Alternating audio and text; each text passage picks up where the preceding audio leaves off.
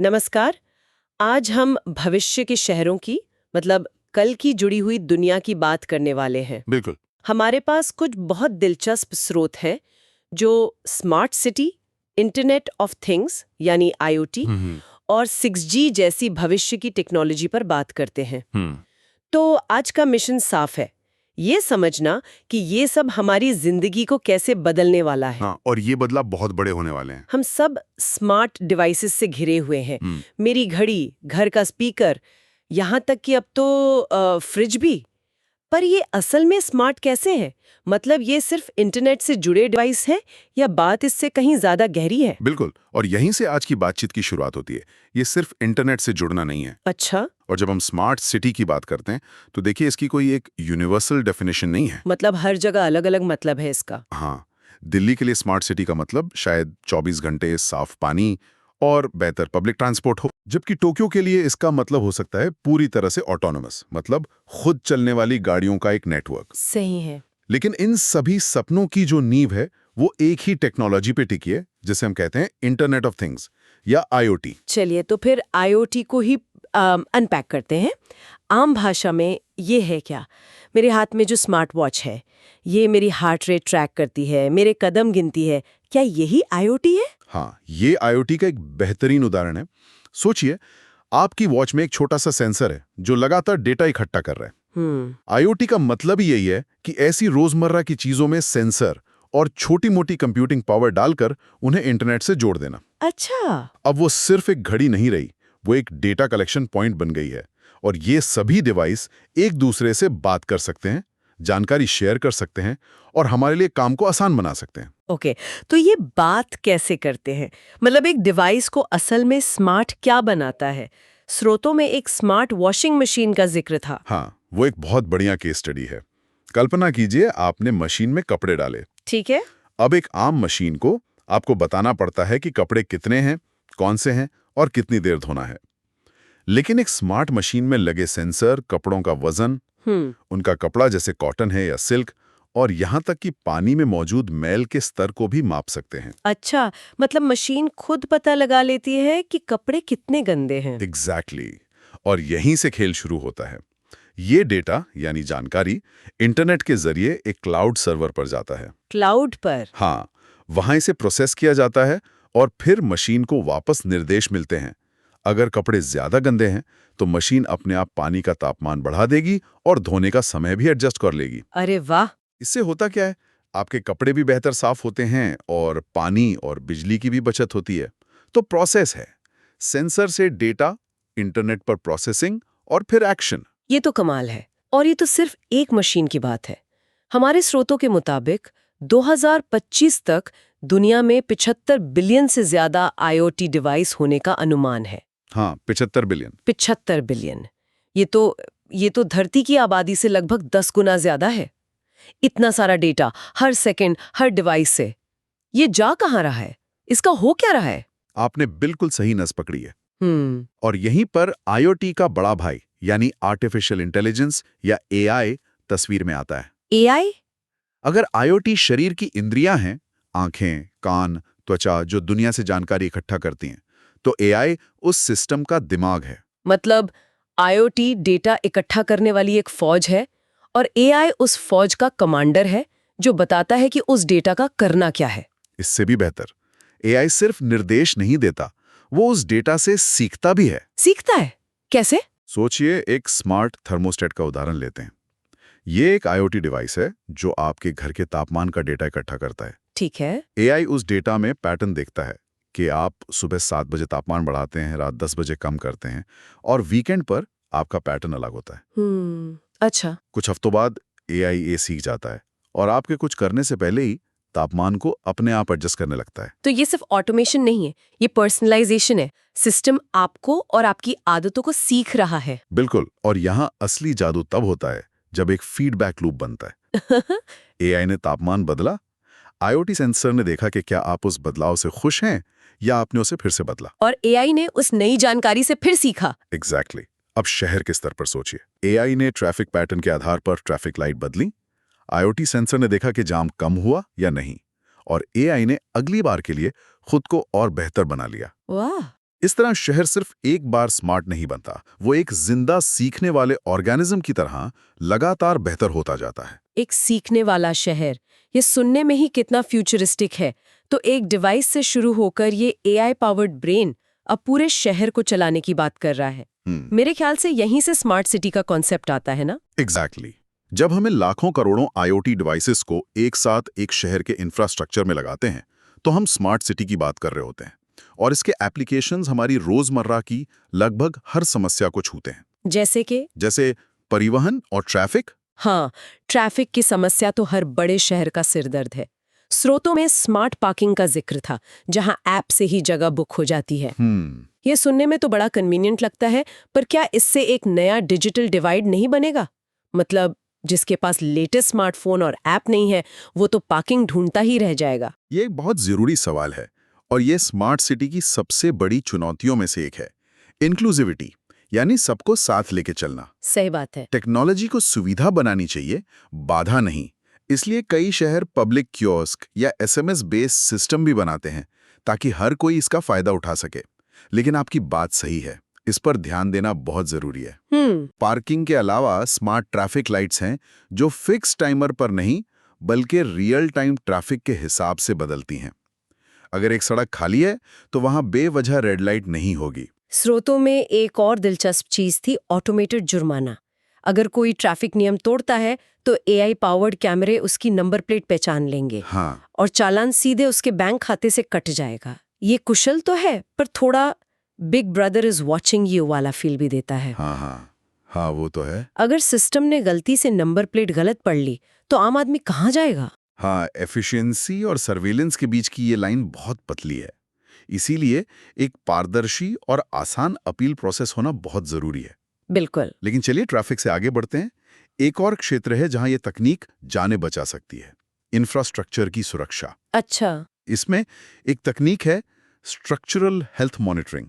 ये क्या है? इसमें पुलों, फ्लाईओवरों और पुरानी इमारतों पर बहुत संवेदनशील सेंसर लगाए जाते हैं। ओके। ये सेंसर ढांचे में होने वाले छोटे से छोटे बदलाव, कंपन या दरारों को लगातार मॉनिटर करते हैं। अगर कोई भी खतरा महसूस होता है तो ये तुरंत अथॉरिटी को अलर्ट कर देता है। मतलब कोई बड़ा हादसा होने से पहले ही हमें पता चल जाएगा कि पुल को मरम्मत की जरूरत है। बिल्कुल। ये सच में कमाल है। ये विचार कि कोई पुल हमें खुद बताए कि उसकी तबीयत ठीक नहीं है, ये तो गेम चेंजर है ना? और कचरा प्रबंधन के बारे में भी कुछ था, है ना? हाँ, स्मार्ट वेस्ट मैनेजमेंट। कचरे के डिब्बों में सेंसर लगे होते हैं। जब डिब्बा 80% भर जाता है तो वो म्यूनिसिपैलिटी को सिग्नल भेजता है। अच्छा। इससे कचरा उठाने वाली गाड़ियां सिर्फ उन्हीं डिब्बों तक जाती हैं जिन्हें खाली करने की जरूरत है। इससे समय, डीजल और मेहनत तीनों की बचत होती है। ओके, तो पार्किंग, ट्रैफिक, पुलों की सुरक्षा, कचरा, ये सब बहुत कुशल और व्यवस्थित लगता है। लेकिन क्या स्मार्ट सिटी का मकसद सिर्फ टेक्नोलॉजी का इस्तेमाल करके चीजों को हाइपर एफिशिएंट बनाना है, या इसका कोई बड़ा मकसद भी है? नहीं, बिल्कुल नहीं। टेक्नोलॉजी तो सिर्फ एक जरिया है, मंजिल नहीं। तो मंजिल क्या है? असली मकसद है नागरिकों के जीवन की गुणवत्ता में सुधार करना, आर्थिक विकास को बढ़ावा देना और साफ पानी, सफाई, शिक्षा और सुरक्षा जैसी बुनियादी सुविधाएं हर नागरिक तक पहुंचाना। अगर टेक्नोलॉजी इन लक्ष्यों को पूरा करने में मदद नहीं कर रही है तो वो सिर्फ एक महंगा खिलौना है। तो ये सब सुनने में तो बहुत अच्छा लगता है, लेकिन आप उस हाथी की बात करते हैं जो कमरे में बैठा है, चुनौतियां, इसके नकारात्मक पहलू क्या है? निश्चित रूप से, और सबसे बड़ी चुनौती है डेटा प्राइवेसी और सुरक्षा। सोचिए, एक स्मार्ट सिटी में आपका कितना डेटा इकट्ठा हो रहा है। आप कहाँ जाते हैं, किससे मिलते हैं, क्या खरीदते हैं, आपकी सेहत कैसी है, सब कुछ। ये सोने की खान है, और इसे हैकर्स और गलत इरादे वाले लोगों से बचाना एक बहुत बहुत बड़ी जिम्मेदारी है। हमारे स्रोतों में मजबूत पासवर्ड और एन्क्रिप्शन जैसे उपाय बताए गए हैं, पर क्या ये काफी है? जब शहर का हर कैमरा, हर ट्रैफिक लाइट मेरे मूवमेंट को ट्रैक कर रही है, तो सवाल सिर्फ हैकिंग का नहीं बल्कि निगरानी यानी सर्वेलेंस का भी है। सही बात है। इस डेटा का मालिक कौन है? सरकार, प्राइवेट कंपनी जिसने सेंसर लगाए, या मैं? ये 21वीं सदी का सबसे बड़ा सवाल है। डेटा ओनरशिप और सहमति मतलब कंसेंट के नियम बहुत स्पष्ट होने चाहिए। हाँ। नागरिकों को पता होना चाहिए कि उनका कौन सा डेटा लिया जा रहा है, क्यों लिया जा रहा है और उसका इस्तेमाल कैसे होगा।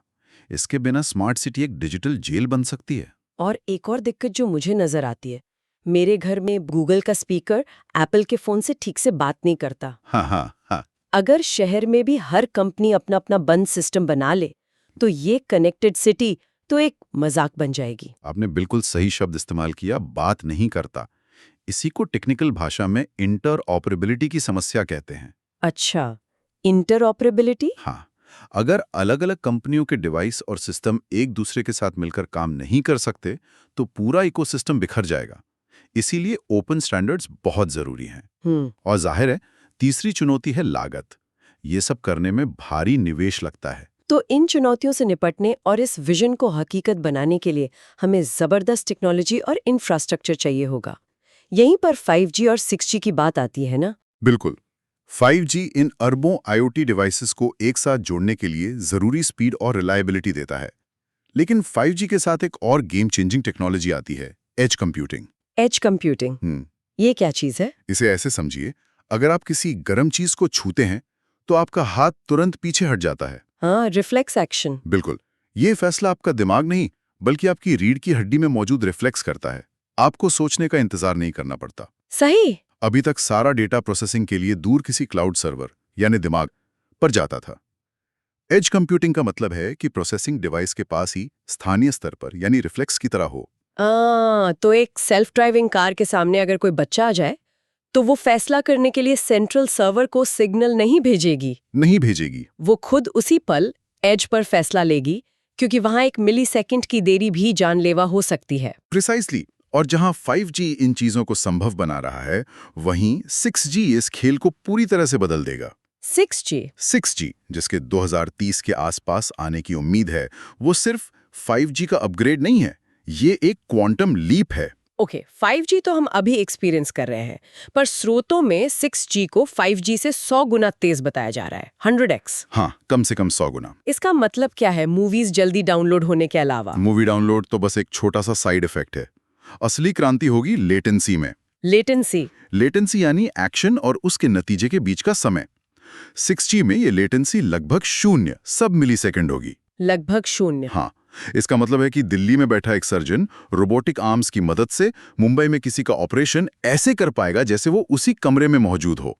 कोई लैग, कोई देरी नहीं होगी। ये तो बिल्कुल साईफाई मूवी जैसा लग रहा है। और ऑग्यूमेंटेड रियलिटी, AR और वर्चुअल रियलिटी VR का क्या? 6G के साथ AR और VR इतने रियल हो जाएंगे कि आप असल और वर्चुअल में फर्क नहीं कर पाएंगे। सच में? हाँ, आप अपने लिविंग रूम में बैठकर किसी लाइव कॉन्सर्ट का अनुभव ले सकते हैं, या अपने दोस्त का 3D होलोग्राम आपके सामने बैठा आपसे बात कर सकता है। इसे इंटरनेट ऑफ सेंसेस भी कहा जा रहा है। Internet of senses? जहां आप डिजिटल दुनिया को सिर्फ देख सुन नहीं, बल्कि छू और महसूस भी कर पाएंगे। वाह! लेकिन इस जादू को चलाने के लिए किस तरह की टेक्नोलॉजी लगेगी? 6G के लिए टेराहर्ट्ज तरंगों का उपयोग किया जाएगा। इन्हें आप डेटा के लिए सुपर हाईवे समझिए, जो अविश्वसनीय रूप से चौड़े हैं और बहुत सारा डेटा ले जा सकते हैं। लेकिन एक मुश्किल है, ये सुपर हाईवे ज्यादा दूर तक नहीं जाते और दीवारों जैसी चीजों के आर पार नहीं जा सकते। तो इसका मतलब हमें हर गली नुक्कड़ पर, हर लैंप पोस्ट पर छोटे-छोटे 6G टावर या ट्रांसमीटर लगाने होंगे? एग्जैक्टली। एक बहुत ही घना नेटवर्क, और इतने जटिल नेटवर्क को इंसान मैनेज नहीं कर सकते। तो फिर कौन करेगा? इसे चलाने के लिए एक बहुत शक्तिशाली AI की जरूरत होगी, जो खुद ब खुद नेटवर्क ट्रैफिक को मैनेज करेगा, संसाधनों को बांटेगा और समस्याओं को ठीक करेगा। मतलब AI सिर्फ स्मार्ट सिटी को ही नहीं, बल्कि उस नेटवर्क को भी चलाएगा जिस पर स्मार्ट सिटी टिकी है। बिल्कुल, AI ही उस पूरे सिस्टम का दिमाग होगा। तो हमने एक स्मार्ट वॉशिंग मशीन से अपनी बातचीत शुरू की और एक ऐसे पूरे शहर तक पहुंच गए जो खुद सोच सकता है, सीख सकता है और अनुकूलन कर सकता है। हाँ, ये सब आपस में जुड़े डिवाइस और 6G जैसे भविष्य के सुपरफास्ट नेटवर्क द्वारा संचालित होगा। ये एक अविश्वसनीय यात्रा रही है। हाँ, और उसका मुख्य निष्कर्ष ये है कि ये सभी technologies, IoT, AI, 5G, 6G, ये सिर्फ उपकरण हैं, टूल्स हैं।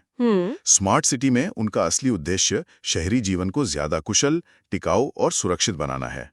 लेकिन हमें यह भी याद रखना होगा कि इसके साथ प्राइवेसी, सुरक्षा और समानता से जुड़े बहुत जरूरी सवाल भी आते हैं, जिनका समाधान हमें टेक्नोलॉजी बनाने के साथ साथ ही करना होगा। बिल्कुल। तकनीक को लोगों की सेवा करनी चाहिए, ना कि उन पर नियंत्रण करना। बिल्कुल सही कहा। तो आज की इस गहरी पड़ताल को खत्म करते हुए हम श्रोताओं के लिए एक सवाल छोड़ना चाहेंगे। सवाल ये है, जैसे जैसे हमारे शहर और घर हमारी ज़रूरतों और आदतों के प्रति ज़्यादा जागरूक होते जाएंगे, हमारी रोज़मर्रा की कौन सी एक आदत है जिसे हम खुशी-खुशी पूरी तरह से ऑटोमेट करने को तैयार होंगे? और कौन सी एक आदत है जिसे हम हमेशा हमेशा खुद करना चाहेंगे, चाहे चीजें कितनी भी स्मार्ट क्यों ना हो जाए।